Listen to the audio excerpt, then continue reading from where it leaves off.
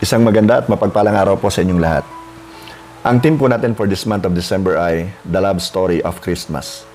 It is about Emmanuel and his story which has a significant and eternal guarantee. Tinataya po mga 700 years ang nakaraan nang iprophesy ni Isaiah ang kapanganakan po ng ating Panginoong Jesus. Ito po ay mababasa natin sa Book of Isaiah chapter 7 verse 14 kung saan nakasulat, "Therefore, the Lord Himself will give you a sign. The virgin will conceive and give birth to a son, and will call him Emmanuel." Ang propesya pong ito ay kinot ni Matthew sa Book of Matthew chapter 1 verse 23. "The virgin will conceive and give birth to a son, and they will call him Emmanuel," which means God with us. Ang pangalang Emmanuel ay literal na nangangahulugang God with us. So ano po ang ibig sabihin nito? Una, Emmanuel means the Father showed Himself to us. Emmanuel means the Father showed Himself to us. Si Jesus ay tinawag ni Emmanuel para siya at ang kanyang Ama ay atin pong makilala.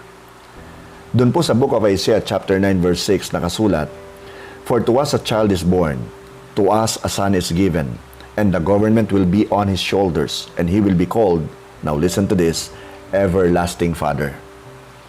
At doon naman po sa Book of John chapter 14 verses 8 and 9 nakasulat, Philip said, "Lord, show us the Father, and that will be enough for us." Jesus answered, "Don't you know me, Philip, even after I have been among you such a long time? Anyone who has seen me has seen the Father. How can you say, 'Show us the Father'?" Doon po sa Book of Colossians chapter 2 verse 9 sa New Century Version nakasulat naman, All of God lives fully in Christ, even when Christ was on earth." At dun po sa Book of Colossians chapter 1 verse 15, "No one can see God, but Jesus Christ is exactly like Him." And of course, dun po sa Book of John chapter 10 verse 30, si Jesus mismo nagsabi, "I and the Father are one." I and the Father are one. Wala na pong karugtong yon. Piniriyudan na po yon. So wag na po nating dagdagan. Meron po kasi nagsasabi, ang ibig sabihin niyan, I and the Father are one in purpose. Pero dito, payak na sinabi ni Jesus, I and the Father are one, period. So, ipinapakita po dito ng Ama kung sino siya sa atin. Ikalawa, Emmanuel means Jesus identified Himself with us. Emmanuel means Jesus identified Himself with us. Bagamat siya po ay Diyos, siya'y nagkatawang tao. Doon po sa Book of John chapter 1 verse 1, "In the beginning was the Word, and the Word was with God, and the Word was God." Pagdating po sa verse 14 ng John chapter 1, etong Word na sinasabing was God sa verse 1, ay sinasabi ritong the Word became a human and lived among us. So yung salita ay nagkatawang tao and lived among us. We saw His glory, the glory that belongs to the only Son of the Father. Meaning si Jesus na po yun. And He was full of grace and truth. Now, ikatlo, Emmanuel means Jesus gave Himself for us. Emmanuel means Jesus gave Himself for us. Hindi niya po ito kailangang gawin pero ginawa niya. And praise God dahil ginawa niya. Doon po sa Book of Ephesians chapter 5 verse 2, yung second part, "Christ loved us and gave Himself for us as a sweet-smelling offering and sacrifice to God." And doon po sa Book of Titus chapter 2 verse 14, "He gave Himself for us, so He might pay the price to free us from all evil and to make us pure people who belong only to Him, people who are always wanting to do good deeds."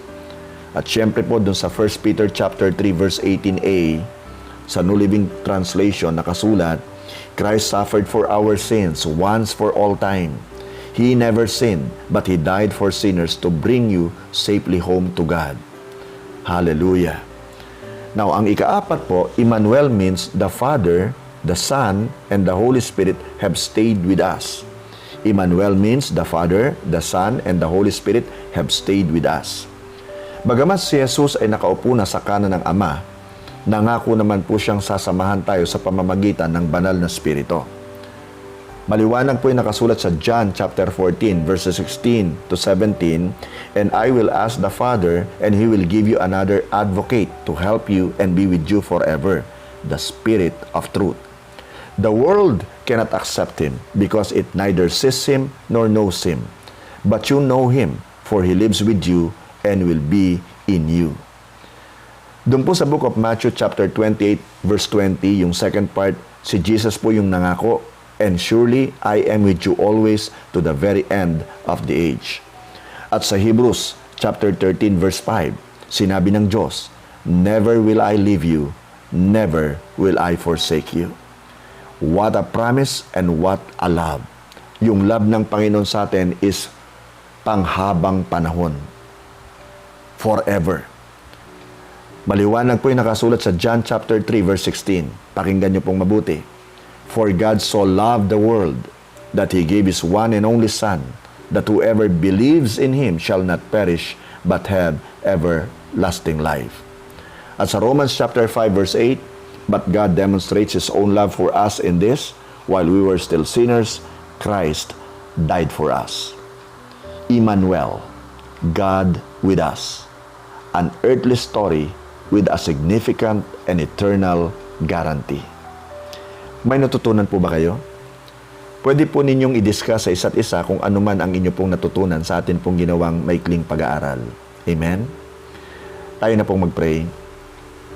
Dearest God and Heavenly Father, thank you po for the love.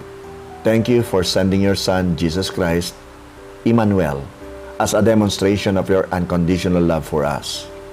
And Emmanuel, thank you for showing the Father to us. Thank you for identifying with us. Thank you for giving yourself to us. And thank you for staying with us. We will be forever grateful sa pag-ibig mo para sa amin. In Jesus' name we pray. Amen and amen and amen. May the Lord bless you and keep you. May the Lord make His face to shine upon you. May the Lord be gracious unto you. And may the Lord turn His face toward you and give you peace. Shalom. Amen.